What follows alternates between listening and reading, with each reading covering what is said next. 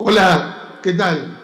Queridos colegas y queridos amigos de República Dominicana, gracias por la invitación. Gracias por haberme invitado para compartir estos minutos junto con ustedes. Quiero ser totalmente sincero, estoy, como decimos aquí en Buenos Aires, con mucha bronca. Me hubiera gustado estar ahí con ustedes, me hubiera gustado poder saludarles, poder abrazarles, poder compartir algo, poder compartir un tiempo juntos. Pero ustedes saben que, bueno, por la situación sanitaria en mi país, ha cerrado las fronteras, las salidas y los ingresos muy reducidos y no he podido viajar y estar con ustedes. Espero muy pronto poder hacerlo. Espero muy pronto poder ir a visitarles y disfrutar de su amistad, de su calidez y también compartir gratos momentos de compañerismo. Muchísimas gracias al doctor Jorge Vargas, a mi querido amigo y presidente de la sociedad. Muchísimas gracias, Jorge, por esta invitación.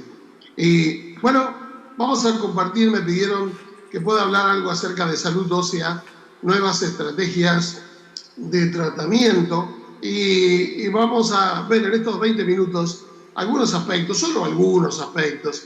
No vamos a pretender en 20 minutos tocar todo, pero sí algunas cosas que me parecieron que podrían ser interesantes para ustedes y para mí también, y compartir juntos estos. Esta es mi agenda para esta presentación, identificando a quién tratar y con qué tratar, nuevas alternativas terapéuticas y ver algunos flujos de nuevos esquemas en el tratamiento de la osteoporosis. No voy a hablar de la definición de la epidemiología, de los costos, no voy a hablar de todos los fármacos que tenemos a disposición en este momento para hacerlo. Ya ustedes conocen esto, hemos hablado muchas veces. Pero sí hacer un breve repaso de identificando a quién deberíamos tratar, porque en verdad creo que hay muchas pacientes que están siendo tratadas por osteoporosis y quizás no deberían ser tratadas. Pero estoy seguro que hay muchísimas mujeres más que sí deberían ser tratadas para osteoporosis y no están siendo tratadas. Por eso nosotros como ginecólogos, como médicos de cabecera, como médicos de atención primaria de la mujer, una de nuestras principales funciones es identificar a quién tratar, a quién debemos tratar. Creo que nosotros deberíamos prevenir la osteoporosis, no llegar cuando la osteoporosis o la fractura ya está establecida, sino llegar antes a hacer prevención, aún desde la adolescencia, modificando los hábitos de vida, la alimentación, el ejercicio, eliminando las bebidas colas, eliminando los alimentos con alto contenido en sal, generando conducta para que podamos lograr en nuestras mujeres el mayor pico de masa ósea alrededor de la tercera década de la vida. De manera tal que creo que nosotros como ginecólogos, que atendemos a las mujeres desde la adolescencia hasta la senectud, tenemos una gran responsabilidad. Bueno, pero miren, estas son las normativas de la Sociedad de Menopausia del año 2010 y en ese momento se decía, bueno, ¿a quién tenemos que tratar?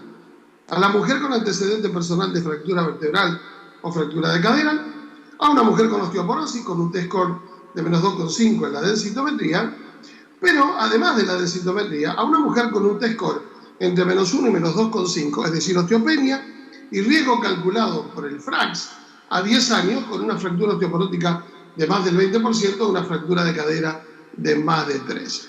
Estos eran algunos conceptos del 2010. Después avanzamos y la NOF, en el año 2014, dice algo muy similar. Fíjense, lo mismo.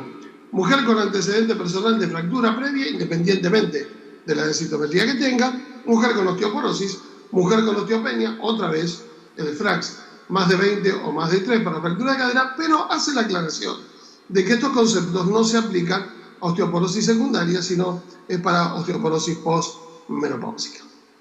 Más adelante, en el año 2019, Canis y un grupo muy importante de colaboradores y de expertos en osteoporosis van a hacer una presentación de posición y entonces ellos dicen, miren, tenemos que tratar según riesgo. Dividamos a los pacientes en bajo riesgo. En las pacientes que tienen bajo riesgo le tenemos que dar calcio, vitamina D, ejercicio y quizás considerar la terapia hormonal menopáusica. y considerar los moduladores selectivos de los receptores de estrógeno. Cuando tenemos una paciente con alto riesgo, por supuesto calcio, vitamina D y ejercicio, y en este caso bifosfonatos u otros antirresortivos. Pero en esta presentación dice que también tenemos pacientes de muy alto riesgo, y en este caso tenemos que utilizar calcio, vitamina D, ejercicio y utilizar agentes anabólicos. Ahora, en el año 2020, la asociación presenta una guía práctica para el diagnóstico y tratamiento de osteoporosis, y la ACE dice, bueno, vamos a estipular qué es bajo riesgo, qué es alto riesgo y qué es muy alto riesgo. Comenzando de la izquierda, muy alto riesgo, o factores de riesgo, uno o más factores de riesgo, fractura en los últimos 12 meses, múltiples fracturas, fracturas durante el tratamiento para osteoporosis, fracturas, estamos dando tratamiento, igual la paciente se fractura, un T-score de -3 o cualquiera, y un FRAX mayor de 30 o 4.5 para fractura de cadera. Esto es muy alto riesgo. El alto riesgo ante una fractura más, edad igual a 65 años, ya una paciente de más de 65 años es una paciente de riesgo. La fractura previa en el último año, un T-score de -2,5 o menor, o un T-score que esté manejando el rango de osteopenia con un FRAC mayor a 23%. Y en la columna de la derecha, la ACE dice, bueno, tenemos pacientes de bajo riesgo. Si todos estos factores están presentes, edad pomenopáusica, no fractura previa, pero tiene un T-score ya de osteopenia con un FRAC menor de 23, esta paciente tiene riesgo, pero tiene un bajo riesgo. De manera tal que tenemos que identificar a las pacientes. Tenemos que identificar a aquellas que tienen bajo riesgo, aquellas que tienen alto riesgo y aquellas que tienen muy alto riesgo, para después entonces poder saber a quién tenemos que tratar. Y la misma ACE dice, bueno, ¿cuál es el tratamiento sugerido? Bueno, si tiene muy alto riesgo, el tratamiento preferido sería el romosozumab o la triparatida, y como segunda opción el denosumab o los bifosfonatos. Hay que reevaluar cada 1 o 2 años o por fractura, y podríamos hacer una transición después del romosozumab al denosumab a bifosfonatos. Estas serían las alternativas para una paciente de muy alto riesgo. Para una paciente de alto riesgo, el tratamiento preferido es el denosumab o los bifosfonatos. Podríamos tener una segunda opción a los bifosfonatos o al raloxifeno. Aquí quiero poner otro SERM de tercera generación, si ustedes me permiten. Reevaluar cada 1 o 3 años o por fractura, rotando de denosumab a bifosfonatos. Y por último, la guía de LAST dice, bueno, si tenemos una paciente de bajo riesgo, el preferido es la terapia hormonal o el raloxifeno, y reevaluar a los 2 o 4 años si requiere continuar con tratamiento. Recuerden que dentro de la terapia de reemplazo hormonal también ubicamos a la tibolona, ubicamos a todas las formas de estrógeno, las formas de estrógeno progesterona, las formas de estrógenos a través de las distintas vías, oral, percutáneo, transdérmico, bueno, todas estas cosas. Aquí tenemos algunos conceptos para comenzar a discutir de cómo identificar a las pacientes, además de la historia clínica, además de los factores de riesgo, además de la densitometría, además de, si a algunos les gusta utilizar esta herramienta que es el FRAX, que realmente es muy útil. Con todo esto, poder identificar a las pacientes y en base a eso clasificarlas en bajo riesgo, alto riesgo y muy alto riesgo, y en base a eso tenemos los tratamientos sugeridos. Ahora, déjenme comentarles a ustedes algunas nuevas alternativas terapéuticas, y yo quisiera en estos 10 minutos que me quedan alguna palabra, porque no podemos decir todo, pero permítanme un aperitivo, como decimos acá, una entrada, una primer palabra, algo acerca de base de oxígeno, de TISEC y de romosozumab. Por supuesto que el arsenal terapéutico que tenemos para osteoporosis es mucho, y en todos los casos la dieta, el ejercicio, una buena aporte de vitamina D es esencial para tener éxito en cualquier tratamiento. Si no tenemos un buen ingesta de calcio y no tenemos un buen nivel de vitamina D, ninguno de los tratamientos van a ser efectivos, de manera tal que siempre verifiquemos estos dos aspectos. Hablemos algo acerca de base de oxígeno. El base de oxígeno es un SERM de tercera generación, tiene una actividad agonista y antagonista sobre el receptor estrogénico, El base de oxígeno se une al receptor estrogénico alfa y tiene una afinidad similar a otro ser que nosotros conocemos, el raloxifeno. Miren, el base de oxígeno es una droga que ya tiene muchos años. Fue desarrollada en el año 1994 y la primera aprobación fue por la FDA en el año 2007. En este estudio publicado en el Endocrinology ya en el año 2005, el base de oxígeno mostró que tiene una muy buena acción sobre hueso. Mejora la resistencia ósea, incrementa la densidad mineral ósea. Ahora miren qué interesante para nosotros los ginecólogos. No solamente la acción sobre hueso de este ser, sino también una acción neutra sobre la mama. No estimula la proliferación de células MSF7, inhibe la proliferación, no estimula el endometrio a nivel uterino e inhibe el incremento de la actividad vasomotora. Un ser muy, muy interesante, porque no solamente tenemos beneficios óseos, sino que también tendríamos una acción neutra sobre la mama, una acción nula sobre el endometrio, y además no incrementa la actividad vasomotora como quizás otro ser de otras generaciones, como por ejemplo el raloxifeno, una droga muy interesante, muy linda. Teníamos un poquito más de aumento de los síntomas vasomotores y los calambres. Aparentemente no es así con el base de oxígeno. En los estudios clínicos, ya Miller, Pierre Delmas y Christiansen hicieron algunos trabajos. El objetivo era evaluar los efectos sobre la masa ósea en mujeres pomenopáusicas. Yo voy a hablar de base de oxígeno y hueso, aunque podríamos hablar de otros temas más, pero estamos focalizando sobre nuevas alternativas óseas. En un estudio prospectivo, randomizado, doble ciego, con más de 7.400, casi 7.500 pacientes en score de osteopenia, 2 años de seguimiento, con varias dosis de base de oxígeno versus raloxifeno versus placebo. Y entonces, miren lo que pasó. Se midió la densidad mineral ósea a 0, 12 y 24 meses, se vieron los marcadores óseos, hubo incremento en la densidad mineral ósea en todos los grupos, una acción positiva en la columna lumbar y cuello femoral, una reducción a los 3 meses de los marcadores, como la osteocalcina o los centropéptidos, y con un perfil de efectos adversos muy escaso sobre cefalea, tráquea y sofocos, con cifras muy, muy pequeñas. Pero más allá de la acción sobre la densidad mineral ósea, hoy lo que nos interesa no es tener mayor densidad mineral ósea, sino reducir las fracturas. En estos estudios de Silverman publicados, ustedes pueden ver cómo el base de oxígeno en 20 miligramos versus placebo tuvo una reducción del 42% de las fracturas y un 45% de reducción con fracturas previas. De manera tal que mostró efectividad, no solamente para aumentar la masa ósea, sino reducir sobre las fracturas vertebrales, en todos los casos, y pacientes con fracturas previas. Por otro lado, cuando se evalúan las fracturas no vertebrales, en mujeres con alto riesgo de fractura, otra vez más, el base de oxígeno versus el placebo pudo tener una reducción del 50%. Realmente algo muy interesante en las fracturas no vertebrales.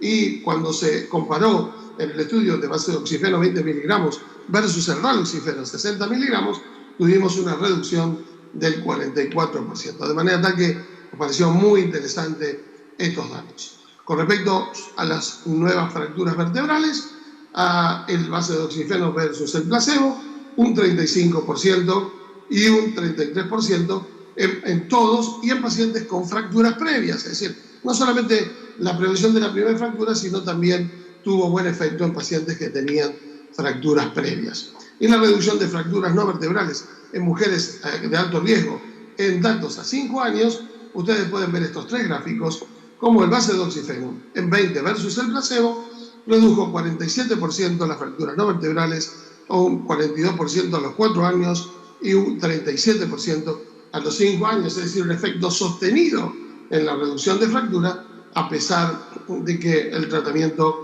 se mantenía a lo largo de prácticamente 60 meses.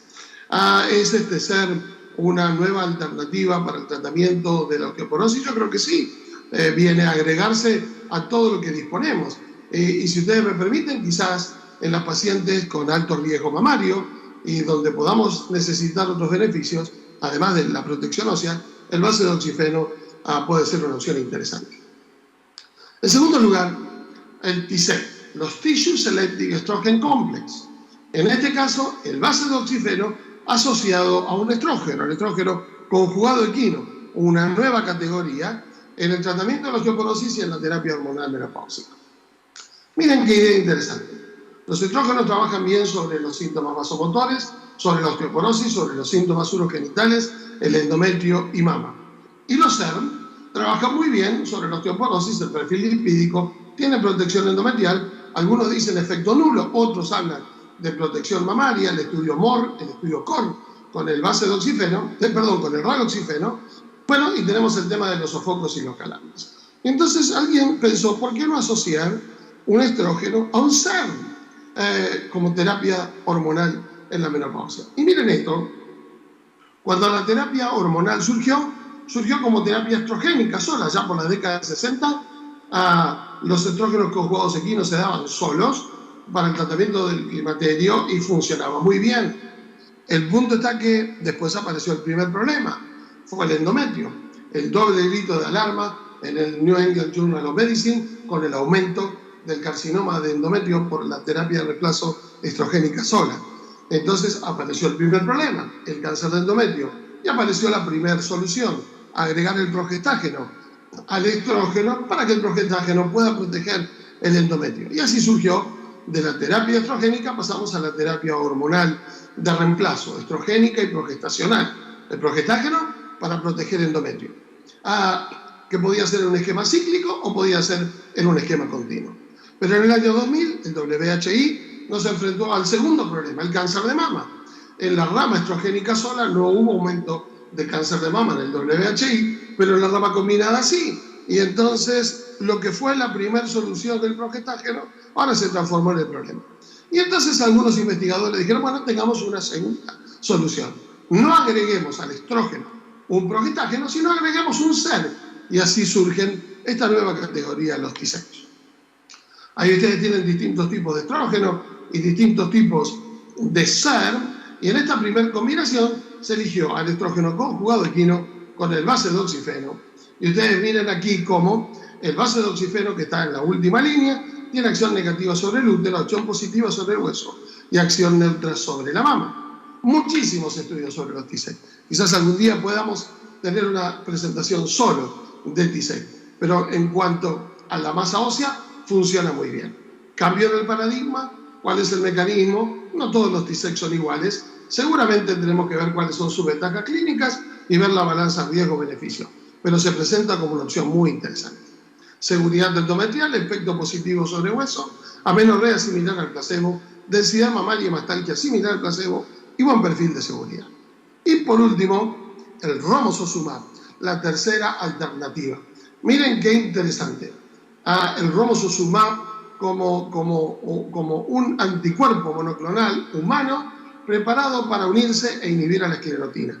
Disminuye la resorción, promueve la diferenciación y la actividad de los osteoblastos, aumentando la formación ósea. Y tenemos poco tiempo, pero solamente esto. La esclerotina disminuye la formación y aumenta la resorción, ya que inhibe la señalización del WNT en el linaje osteoblástico. Ahora, cuando nosotros tenemos la ausencia de la esclerotina, entonces aumenta la masa ósea porque aumenta la formación y disminuye la resorción. Cuando yo tengo al romosozumab, lo ven en el cuadro de la derecha, yo tengo inhibidos los osteoclastos y he estimulado los osteoblastos. Por eso con este mecanismo dual, el romosozumab incrementa la formación ósea y disminuye la resorción. Muchísimos estudios clínicos, el FRAME, el ARCH, el STRUCTURE y el BRIDGE. No tenemos tiempo para presentarlo, solamente algún dato del estudio FRAM en la fase 3, el romosozumab versus placebo, el romosozumab seguido por denosumab y el placebo seguido por denosumab. Y como vamos a ver en estos múltiples cuadros, tenemos una reducción muy, pero muy importante a los 6 meses, a los 12 meses y a los 24 meses, la reducción de nuevas fracturas vertebrales, un aumento de la densidad medial ósea en columna lumbar y en cadera. Tenemos un aumento de la DMO en cuello femoral, como ustedes ven en los gráficos, que son evidentes. La incidencia de los efectos adversos son muy pocas.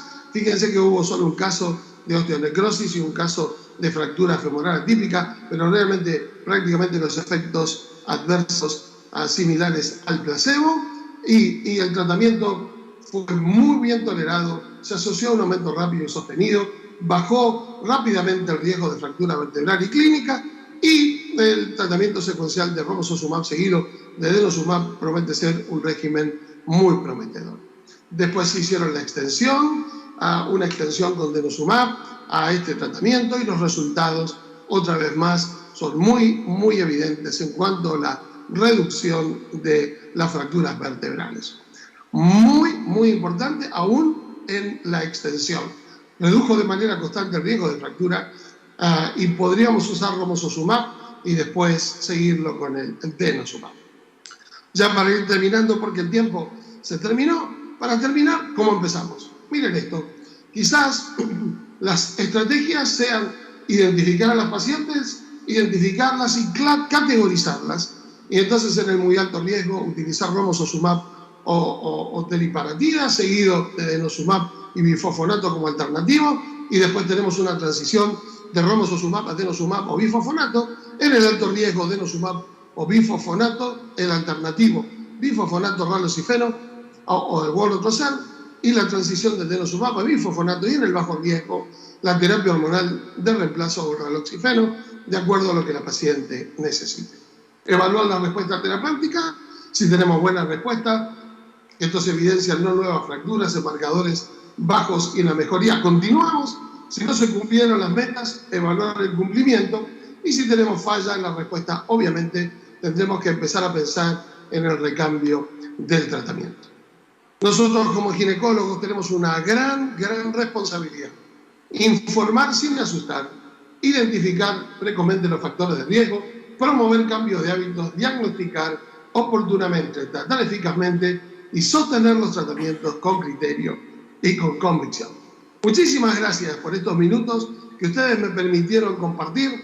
No puedo estar con ustedes en Punta Cana, los espero en Buenos Aires para compartir a un momento juntos, y ojalá que pronto nos podamos ver. Muchísimas gracias por su gentil atención.